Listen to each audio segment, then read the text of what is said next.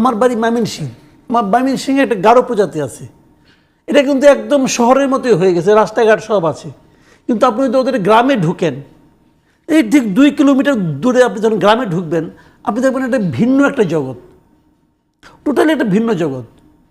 তো যেমন ধরুন আমি একটা এক্সাম্পল বলি আপনাকে, এদের মধ্যে আমি দেখেছি যে মেয়েরা কিন্তু বিয়ে করে স্বামী বাড়ি যায় না, বিয়ের পর ছেলেরা মেয়ের বাড়িতে আসে, এটাই ওদের কালচার। এটা ওদের কালচার। কারণ এই কালচারটাকে আমরা তো বলবো ঘর জামাই অমুক তমুক, আমাদের কাছে ভালো লাগবে না, বাট ওনাদের এটা কালচার। এবং বিশ্বাস করেন এই কালচারটা তারা টিকিয়ে রাখার জন্য জান প্রাণ দিয়ে দিচ্ছে, তারা এই কালচারটাকে টিকিয়ে রাখতে চায়।